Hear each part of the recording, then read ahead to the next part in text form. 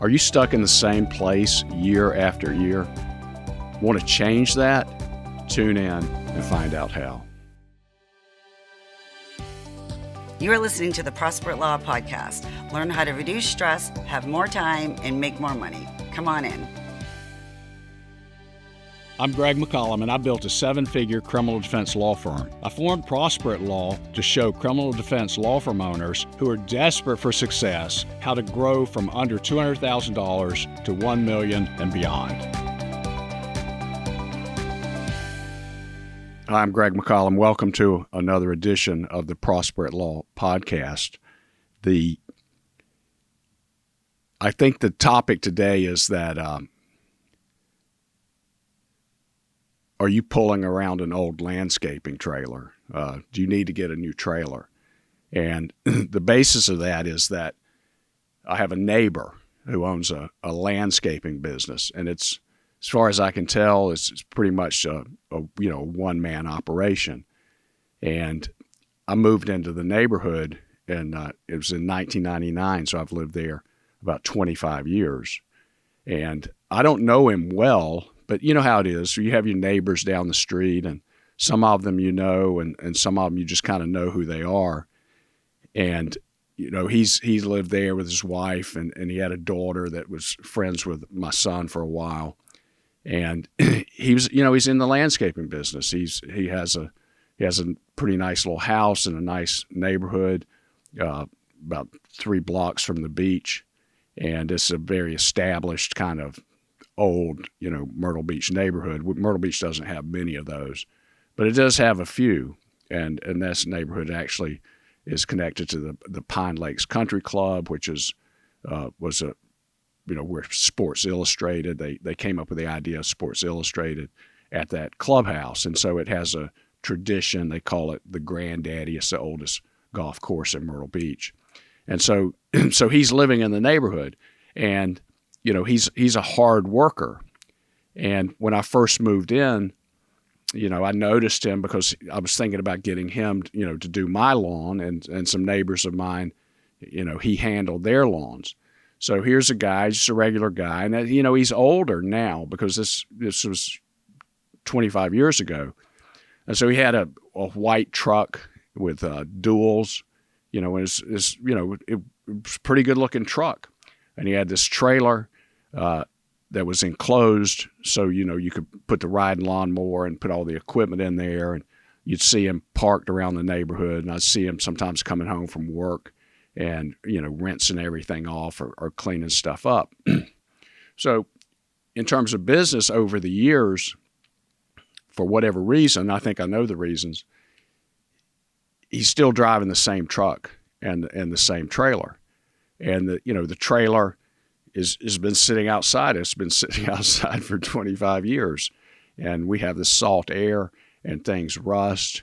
And so, the trailer's fading. The truck's getting a little dingier. I see him coming home, over the years. He looks, a little more exhausted because he's out there, doing manual labor. That's his business. And there are a lot of landscaping companies in Myrtle Beach. And some of them they have, multiple trucks. They have these shiny trucks, these shiny trailers. And then you have some that they don't look so sharp, but they're, good people. They do a good job, but, they don't spruce up their truck. They don't have a nice, logo on it or something like that. Or maybe they have a faded logo. So in watching him over the years, one day I noticed that the back, because he has these double doors that open up, that the back end, had been, I guess somebody had hit it, and there's a wreck or something. And so it's bent, and it creates a little gap between the doors, and the doors barely close. And so now he's got this, beat up trailer. Truck is older, and he's continuing to do what he always did, which is get up, crank up the truck, pull the trailer out, and go somewhere and get to work. So he's a hard worker. And, that worked for a while. And I guess at some level it's still working. But when I think about him, and I don't even know him that well, but I know who he is, from afar, I see things that he's doing or not doing. And I suspect, like a lot of small businesses, if you read The E-Myth, I think by Michael Gerber, Gerber talks about that. And it's something that happens probably in every small business, probably every single one, where somebody opens a cafe or they open a clothing store, or there's some kind of unique business or a landscaping business or a restaurant, and it's successful and people love it and people go to it and they get more and more business. And then they start to, they can't handle it all themselves. And Michael Gerber calls it getting small, where businesses are on this trajectory where at some point they're a victim of their own success because they need more people. They need help. They need other people to do things. And so then they hire some people. And hiring people is in a business, you're always hiring people. And some people work out better than others. Some people don't work out at all. Some people you hire and you tolerate because they don't accept your standards.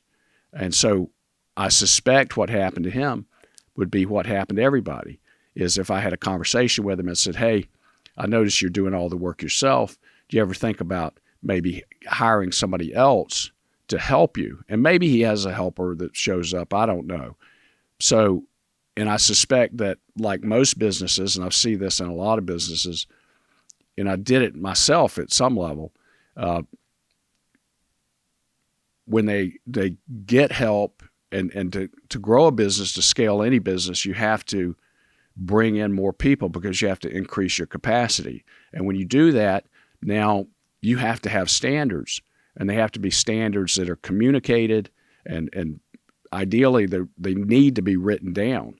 What are your standards? How do you do it? If it's a landscaping truck, this is the way we curb cut.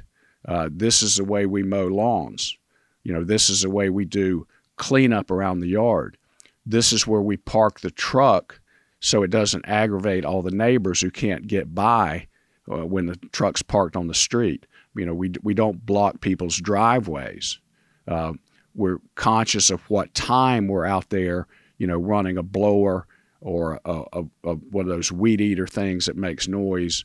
We have a plan so that we're not out making people mad. We're not aggravating people because we show up and we're running the weed eater, outside their bedroom window, at 6:30 on a Saturday morning, or Sunday, even worse. So you have to have these standards.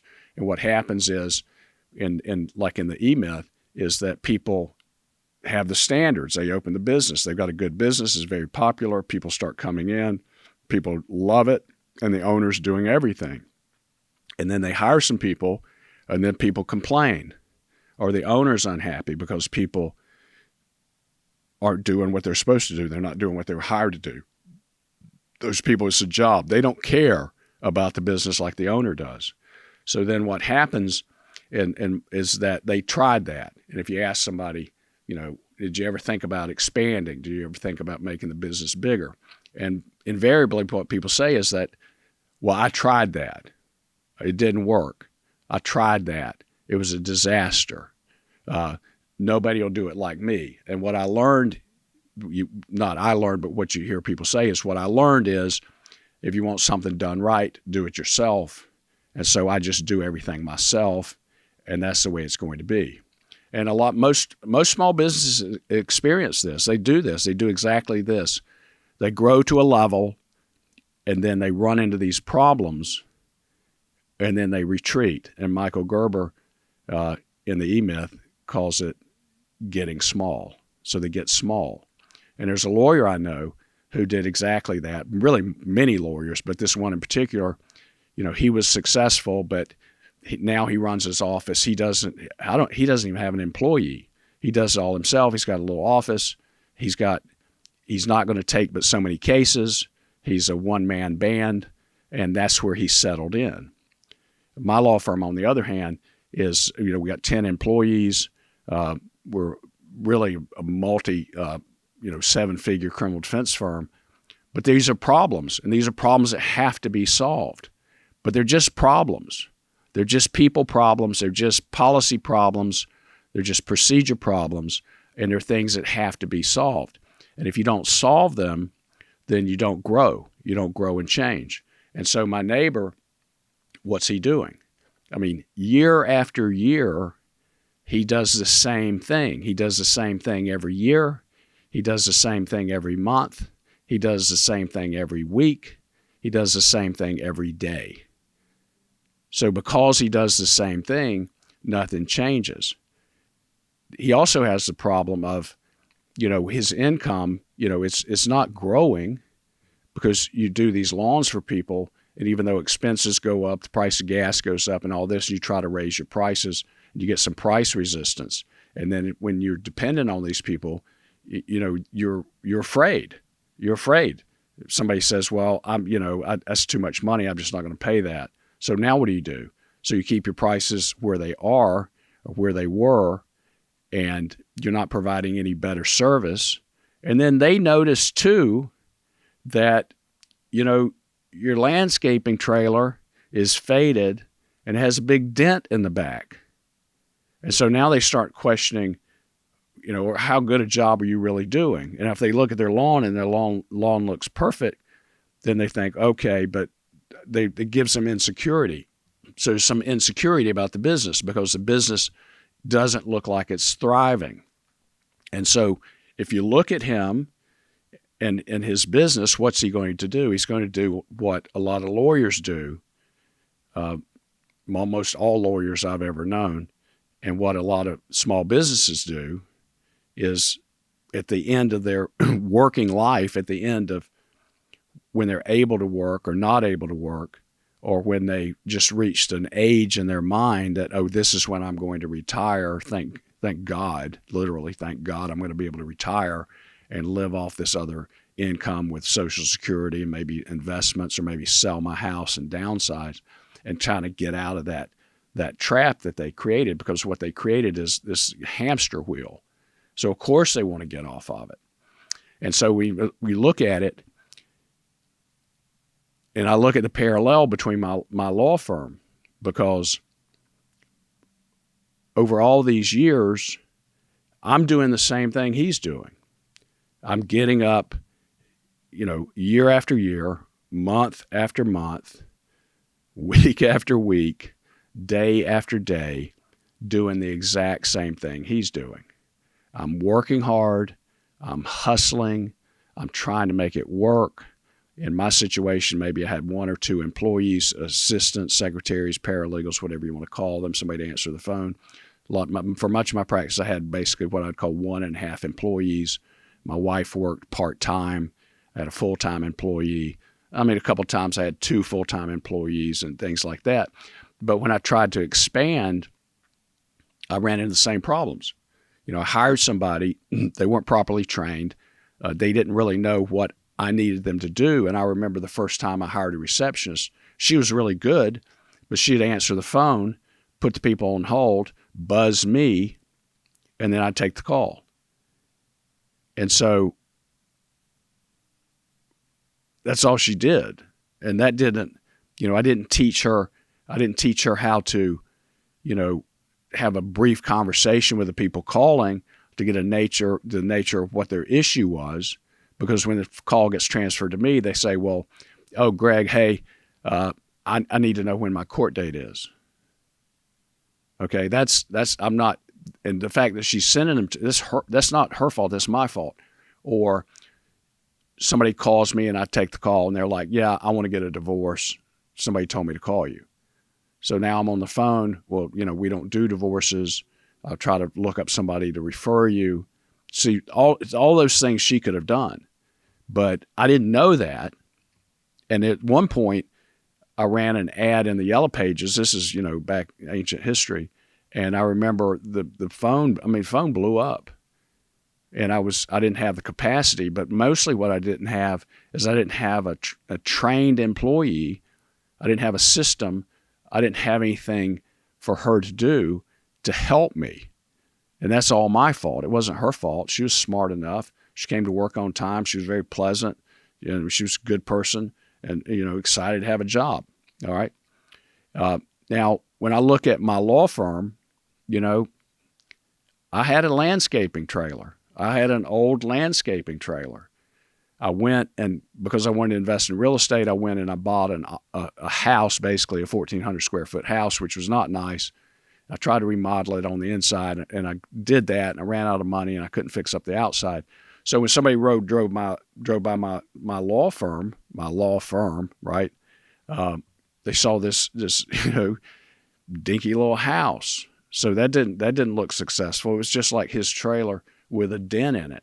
It was just like his faded trailer. That's what my law firm looked like. Plus, it wasn't in the right neighborhood. It was in a kind of a bad part of town. Now it was near the police station. It was near the city court, and I thought that was important. I thought there was something about that, but my thinking was wrong. My vision, or really lack of vision, I was just going to work hard. I was just going to do like my neighbor. I was just going to get up and work hard every day, do my best, and hope things would change. Well, guess what? They never changed. And at a lot of levels, they got worse. And because I didn't have a marketing system, I didn't have a marketing plan, I didn't have a sales team, I didn't have an intake team, I didn't have a glide path for the clients once they hired us, I didn't have a way to attract an ideal client. I had the same problem with pricing. So if I'm going to charge somebody, let's say I'm going to charge somebody $3,000 to do some, case, small case, but might be a big case when I was so desperate for money. And then they come in and they can't pay the fee. And so I say, well, how much can you put down? And then you can pay the rest later. But there's no system. There's no accounts receivable. There's no person that's followed up on it. In fact, probably, for much of the time, we didn't even have a payment schedule. And so they paid it. I'm working on the case. They're probably wondering, like, I wonder when I'm going to get a bill, and we don't have a system to send out a bill. And so whatever I got. And then it also hurts the relationship because later, if I'm, wait way too long in the case, now the case is getting called to court, and I pull out the file, I'm frustrated because they haven't paid all of the fee, or they've only paid a portion of it, or maybe half of it, or something like that. And so then I have this conversation with them, and I say, well, you owe some money here. We need to resolve that. And so now I'm damaging my attorney-client relationship with them because I'm there. I'm supposed to be looking out for them. I'm supposed to be fighting for them. And now I'm trying to, collect money from them, which it's legitimate, but it kind of feels like I need the money, which I did. And so then we have this conversation. Some people paid, some people promised to pay, some people didn't pay, some people said, yeah, I'm going to get it next week, and then I get busy and forget about it. So there's no system there. So I had this old beat up landscaping trailer, which was my, law firm, one lawyer, 2 assistants. That's my law firm. So where was I going? I was going nowhere. In a business, you're either growing, or some people call it dying, but you're either growing or declining, or you're going sideways. And really, if you're going sideways, you're really probably declining. My revenues didn't go up every year. They roller coastered. Sometimes they were up, sometimes they were down. I didn't know I had any control over that. Now, if I look at it, and I look at my neighbor, and I look at me, if you look at me, because the things I've been through in my life, which is too much to go into, my house doesn't look any better. My house looks the same as it's looked for years. And so you wouldn't see the success that I'm having. Now, if you went to my law firm, you would see it. And if you look at my life, you would see it. But, nobody's out there. There's no reason for them to notice or even be concerned about it. But really what changed for me, though, and the reason my law firm isn't a beat-up landscaping trailer anymore, is simply because about 10 years ago, I learned some things. And it's not even that I learned them. I would say it's more like I had a discovery, because the answers were there. The answers were always there, okay? I just didn't know they were there, or I did not know where to look, all right? And one day, fortunately, I took some action, and I found out that there were answers to my problems. There were real solutions out there, and I didn't know what that involved. I didn't know how that would work. But I started poking around at it. I started looking at it. I responded to some things. I responded to some, basically, opportunities, which they come in as somebody's trying to sell you something. And so I did what everybody else would do. It's like, well, they're just trying to get money from me. So I didn't see the opportunities. Somehow, through the influence of a friend of mine and some stuff I read and watched, I started to think, maybe there's something to this. And then I also thought, because my life had gotten so difficult and I went through so much, and it was so bad, that I reached a point, and this happens to people. Sometimes when you listen to people talk about their success and you see them on talk shows or in books or things, something really bad happened. And a lot of times people say, I'm really fortunate that happened. And it seems contradictory. Like, how could you be fortunate? But what they're fortunate about is that they learned something. It changed their mindset. With me, it was just, I was at the level of desperation where I was open. I was like, I'm going to try this. What's the worst thing that can happen? It won't work. Maybe I'll lose a little money. But then I discovered that there's a blueprint. It's not magic. It's not even that remarkable. It's just a way of looking at your business, understanding the 7 parts of your law firm, and starting to improve each area. And maybe you improve this area, and then you go on to the next one. So it's just things to work on. Like I talk sometimes about my real estate investments worked. Well, the reason they worked is because real estate investing is pretty simple, what you need to go do. So there's an action plan in my mind to go do that. I had no action plan in my law firm because I didn't know there was one. And so I didn't know what to do. And I didn't know there was anybody that could tell me what to do. I just didn't know that. I just didn't know, as they say, I didn't know what I didn't know. So if any of this resonates with you, if you're doing the same thing, if you're doing the same thing year after year, month after month, week after week, day after day, and nothing changes, there's no reason it would change because you're doing the same thing.